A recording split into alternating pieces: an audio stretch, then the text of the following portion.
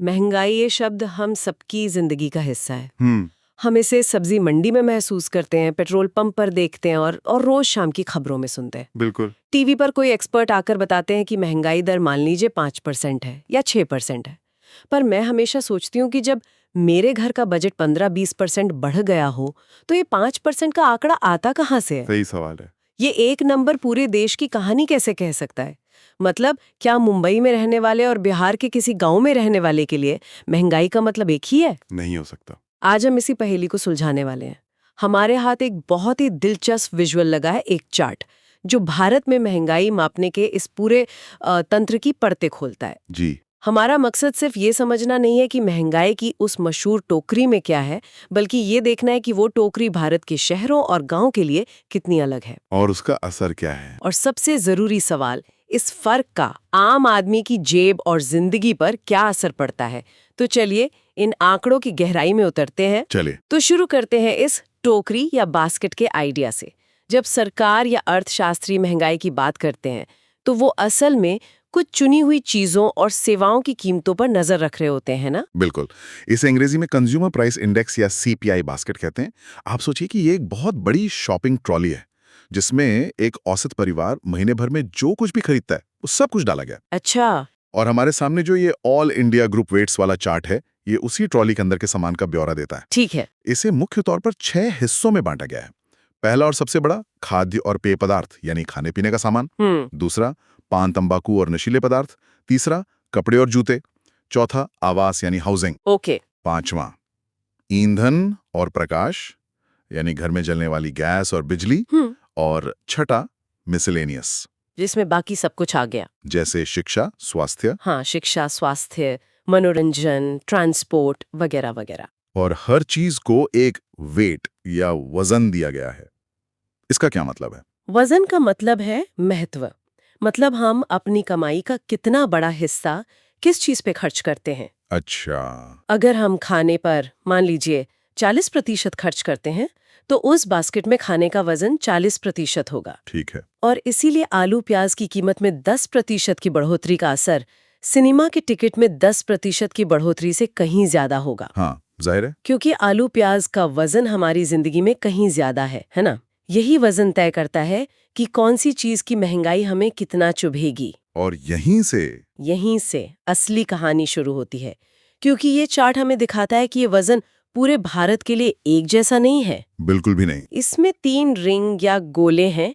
सबसे अंदर वाला ग्रामीण भारत, बीच वाला शहरी भारत और सबसे बाहर वाला दोनों का औसत। और खाने पीने की चीजों को लेकर जो फर्क है वो तो मतलब हैरान करने वाला है। अंदर की नीले रंग की रिंग को देखिए जो ग्रामीण भारत को दर्शाती है, ये कितनी विशाल है। ये इस पूरे विश्लेषण का सबसे चौंकाने वाला और शायद सबसे महत्वपूर्ण आंकड़ा है। ग्रामीण भारत की महंगाई की टोकरी में खाद्य और पेय पदार्थों का वजन है 54.2%। 1 मिनट, क्या कहा? 50% से ज्यादा? मतलब गांव में कमाए गए हर 100 रुपए में से 54 रुपए सिर्फ खाने पीने की चीजों पर खर्च हो रहे हैं। जी बिल्कुल। आधे से ज्यादा खर्च सिर्फ पेट भरने पे जा रहा है। बाप रे। अब इसकी तुलना बीच वाली रिंग यानी शहरी भारत से कीजिए। वहां ये आंकड़ा है 36.3%। 36%? ये लगभग 18% का एक सीधा फर्क है। ये दिखाता है कि आय का कितना अलग अलग हिस्सा दोनों जगहों पर सबसे बुनियादी जरूरत यानी भोजन पर खर्च होता है। तो इसका तो सीधा मतलब ये हुआ कि जब भी दाल, सब्जी, दूध या अनाज के दाम बढ़ते हैं तो उसकी चोट ग्रामीण भारत पर बहुत ज्यादा गहरी लगती है। बहुत ज्यादा। शहरी परिवार भी प्रभावित होता है, लेकिन ग्रामीण परिवार की तो कमर ही टूट जाती होगी, क्योंकि उनके बजट का आधा हिस्सा पहले से ही इन चीजों के लिए रखा हुआ है। आपने बिल्कुल सही पकड़ा। इसे एक उदाहरण से समझते हैं। हाँ, बताइए। मान लीजिए टमाटर 40 रुपए से 60 रुपए किलो हो गया। एक शहरी परिवार जिसकी महीने की आमदनी मान लीजिए 50,000 रुपए है, उसके लिए ये 20 रुपए की बढ़ोतरी तकलीफ देह तो है, पर शायद वो झेल जाए। लेकिन एक ग्रामीण परिवार जिसकी आमदनी 10,000 रुपए है, उसके लिए वो 20 रुपए बहुत बड़ी रकम है। महंगाई की चोट दोनों जगह अलग अलग महसूस होती है, क्योंकि बजट की बनावट ही अलग है। सही बात है। शहरी भारत में लोग शायद रेस्टोरेंट जाना कम कर दें, लेकिन ग्रामीण भारत में हो सकता है कि उन्हें खाने की थाली से कोई चीज ही हटानी पड़ जाए। खाने पर खर्च का ये अंतर तो बहुत बड़ा है, लेकिन मेरी नजर चार्ट की बैंगनी हिस्से पर जा रही है, जो शहरी रिंग में तो इतना बड़ा है पर ग्रामीण रिंग से पूरी तरह गायब है। ये आवास वाला हिस्सा है और इसका न होना अपने आप में एक कहानी कहता है। ये भारत की दो अलग-अलग आर्थिक सच्चाइयों को उजागर करता है। शहरी महंगाई की टोकरी में आवास यानी हाउसिंग को 21.7% का वजन दिया गया है। 21%? जी, ये बहुत बड़ा हिस्सा है, लगभग 5वां हिस्सा। ये शहर की सबसे बड़ी हकीकत को दिखाता है। घर का किराया, जो हजारों लाखों लोगों की कमाई का एक बड़ा हिस्सा ले जाता है। और घर का रखरखाव भी होगा इसमें? हाँ, घर के रखरखाव जैसे खर्च भी शामिल हैं। ठीक है, ये तो समझ आता है, लेकिन ग्रामीण टोकरी में इसका वजन 0 क्यों है, 0? ये थोड़ा अजीब नहीं लगता? मतलब ग्रामीण परिवारों का अपने घर पर कोई खर्च नहीं होता, मरम्मत, रखरखाव, पुताई। ये एक बेहतरीन सवाल है और ये इस डेटा को समझने की कह सकते हैं, एक सीमा को भी दिखाता है। अच्छा। ये प्रणाली मुख्य रूप से किराए जैसे नियमित और नकद मासिक खर्च को मापती है। इसे बनाने की धारणा यह है कि ग्रामीण क्षेत्रों में ज्यादातर लोगों के अपने पुश्तैनी घर होते हैं। अच्छा। और वे शहरी लोगों की तरह हर महीने एक बड़ी रकम किराए पर नहीं देते। इसलिए इस टोकरी में आवास का वजन 0 रखा गया है। तो इसका मतलब ये हुआ कि अगर देश भर के शहरों में किराए आसमान छू रहे हों, तो शहरी महंगाई का आंकड़ा तो रॉकेट की तरह ऊपर जाएगा। बिल्कुल। लेकिन ग्रामीण महंगाई के आंकड़े में इसका कोई जिक्र तक नहीं होगा। और जब हम दोनों का औसत निकालेंगे तो राष्ट्रीय महंगाई के आंकड़े पर उस बढ़े हुए किराए का असर कम हो जाएगा। एकदम सही। ये औसत के खेल में छिप जाता है। अच्छा। मान लीजिए मुंबई और दिल्ली में किराया 15% बढ़ गया। इससे शहरी महंगाई दर बहुत ज्यादा बढ़ जाएगी। लेकिन क्योंकि ग्रामीण हिस्से में इसका वजन 0 है, तो राष्ट्रीय आंकड़े पर इसका असर शायद 1-2% ही दिखे। अरे! एक नीति बनाने वाले के लिए ये बहुत बड़ी चुनौती है। वो राष्ट्रीय आंकड़ा देखेगा और सोचेगा कि आवास की महंगाई नियंत्रण में है, जबकि असल में शहरों में लोगों की जेब जल रही होगी। ये तो वाकई दो समानांतर दुनियाओं जैसा है। चलिए, भोजन और आवास के अलावा भी कुछ और छोटे लेकिन अहम अंतरों पर नजर डालते हैं। ईंधन और प्रकाश वाला हिस्सा, जो गुलाबी रंग में है, उसमें भी थोड़ा फर्क दिख रहा है। हाँ, ईंधन और प्रकाश यानी फ्यूल एंड लाइट श्रेणी भी ध्यान देने लायक है। ग्रामीण टोकरी में इसका वजन 7.5% है, जबकि शहरी टोकरी में ये 5.6% है। तो गांव में ज्यादा। हाँ, ये अंतर छोटा लग सकता है, लेकिन ये ऊर्जा की खपत के अलग-अलग तरीकों को दिखाता है। जैसे कि गांव में आज भी बहुत से घरों में खाना पकाने के लिए लकड़ी, उपले या केरोसिन का इस्तेमाल होता होगा। होता है, बिल्कुल। जबकि शहरों में ज्यादातर घरों में एलपीजी सिलेंडर या पाइप्ड गैस है, और इन सब चीजों की कीमतें अलग-अलग तरीके से घटती बढ़ती हैं। बिल्कुल। केरोसिन पर सब्सिडी घटने का असर सीधे ग्रामीण महंगाई पर ज्यादा दिखेगा, जबकि एलपीजी सिलेंडर के दाम बढ़ने का असर शहरों पर। ये बारीकियां इस चार्ट में छुपी हुई हैं। अच्छा। इसी तरह हरे रंग वाला हिस्सा देखिए, कपड़े और जूते। हाँ। इसका वजन भी ग्रामीण क्षेत्रों में ज्यादा है, 7.4%, जबकि शहरों में ये 5.6% है। ये दिलचस्प है। इसका क्या कारण हो सकता है? इसके कई सामाजिक आर्थिक कारण हो सकते हैं। एक थ्योरी यह है कि ग्रामीण क्षेत्रों में जहां आय का स्तर कम होता है, कपड़े जूते जैसी चीजें एक बड़ा और महत्वपूर्ण खर्च होती हैं। हाँ, खासकर त्योहारों या शादियों के मौके पर। बिल्कुल।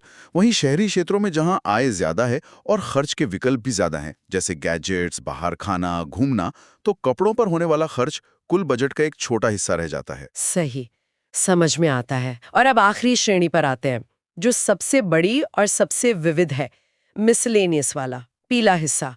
इसमें तो सब कुछ आ जाता होगा। जी, इस विविध श्रेणी का वजन शहरी क्षेत्रों में थोड़ा ज्यादा है। शहरी टोकरी में यह 29.5% है, जबकि ग्रामीण टोकरी में यह 27.3% है। तो बहुत बड़ा फर्क नहीं है। नहीं, ये अंतर बहुत बड़ा नहीं है, लेकिन ये इशारा करता है कि शहरी परिवार इन सेवाओं पर अपनी आय का थोड़ा ज्यादा हिस्सा खर्च करते हैं। जैसे बच्चों की स्कूल फीस, डॉक्टर की फीस, मेट्रो या बस का किराया, मोबाइल और इंटरनेट का बिल। हाँ, ये सब चीजें शहरी जीवन शैली का एक बड़ा और अनिवार्य हिस्सा बन चुकी हैं। तो अब इन सब टुकड़ों को जोड़कर पूरी तस्वीर देखते हैं। जब हम अखबार में हेडलाइन इन्फ्लेशन का आंकड़ा पढ़ते हैं, तो वो इस चार्ट की सबसे बाहरी यानी संयुक्त कंबाइंड रिंग पर आधारित होता है, जी जो गांव और शहर का औसत है। जी। और इस संयुक्त तस्वीर में जैसा कि चार्ट का बाहरी गोला दिखाता है, खाद्य और पेय पदार्थों का कुल वजन हो जाता है 45.9%। 45.9%। के राष्ट्रीय उपभोक्ता मूल्य सूचकांक यानी सीपीआई का लगभग आधा हिस्सा सीधे तौर पर खाद्य कीमतों से जुड़ा है। लगभग आधा। ये तो बहुत ही ज्यादा है। इसका मतलब तो ये हुआ कि हमारी पूरी अर्थव्यवस्था का मूड इस बात पर निर्भर करता है कि खाने पीने की चीजों के दाम क्या चल रहे हैं। आपने सही समझा। इसीलिए भारत में मॉनसून कैसा रहेगा ये सिर्फ किसानों के लिए नहीं बल्कि आरबीआई के गवर्नर्स लेकर शेयर बाजार के निवेशकों तक सबके लिए इतना महत्वपूर्ण होता है। क्योंकि सब कुछ जुड़ा हुआ है। क्योंकि खराब मॉनसून का मतलब है फसल कम, खाने की चीजें महंगी और फिर राष्ट्रीय महंगाई दर का बढ़ना तय है।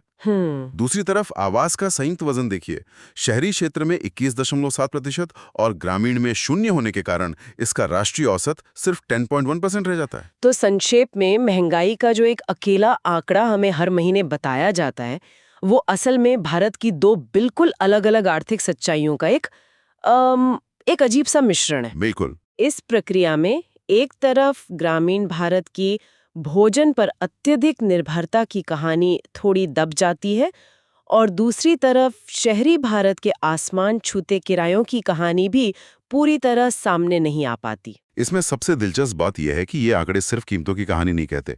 ये हमें ये भी बताते हैं कि एक समाज के तौर पर हम अपना पैसा कैसे और कहाँ खर्च करते हैं। सही। ये हमारे देश की सामाजिक आर्थिक संरचना का एक एक्सरे है। ये दिखाता है कि ग्रामीण भारत में जीवन यापन की लागत का एक बहुत बड़ा हिस्सा अभी भी बुनियादी जरूरतों यानी भोजन पर केंद्रित है। हाँ। जबकि शहरी भारत में खर्च का झुकाव आवास और अन्य सेवाओं की ओर बहुत ज्यादा बढ़ गया है। ये वाकई सोचने वाली बात है। एक ही देश, एक ही अर्थव्यवस्था, लेकिन खर्च करने के दो बिल्कुल अलग पैटर्न, दो बिल्कुल अलग दुनियाएं। और यही हमें आज के सबसे महत्वपूर्ण सवाल पर लाता है, जो इस पूरे विश्लेषण का सार है। और उनके खर्च करने के तरीकों में इतना बड़ा और जमीनी अंतर है, तो क्या महंगाई का एक राष्ट्रीय आंकड़ा वाकई करोड़ों लोगों के असली दर्द को सही ढंग से दर्शा सकता है? अगली बार जब आप वो एक नंबर सुने, तो सिर्फ ये मत सोचिए कि वो सही या गलत, ये सोचिए कि वो किसके लिए सही है। जरा सोचिए, अगर हमारी आर्थिक नीतियां महंगाई की इस ज्यादा बारीक और जमीनी समझ के आधार पर बनाई जाए, जिसमें गांव की खाद्य सुरक्षा और शहर के आवास संकट दोनों को उनका सही वजन दिया जाए, तो उसका असर कितना अलग और शायद कितना बेहतर हो सकता है।